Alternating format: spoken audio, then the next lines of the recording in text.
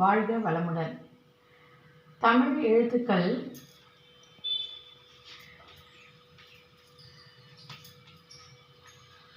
தமிழ் எழுத்துக்கள் 247 அப்படின்றது நம்ம எல்லாருக்குமே தெரியும்.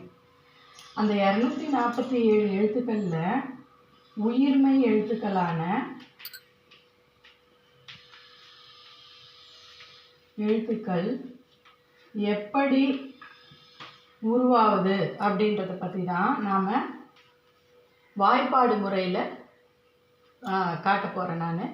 நீங்களும் தெரிஞ்சுக்கிட்டு எழுத்துக்கள் எவ்வாறு உருவாகுதுன்றதை தெரிஞ்சு நீங்கள் படிக்கும்போது உங்களுக்கு சுலபமாக எழுத்துக்கள் மனசில் பதியறதுக்கு வாய்ப்பாக அமையும்.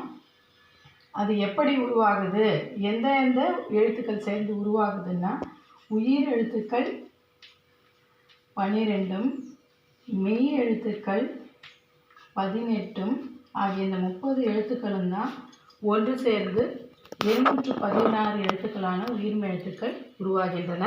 இதை பற்றின ஒரு வாய்ப்பாடு முறையில் தான் நான் உங்களுக்கு சொல்ல போகிறேன். பார்த்துக்கங்க.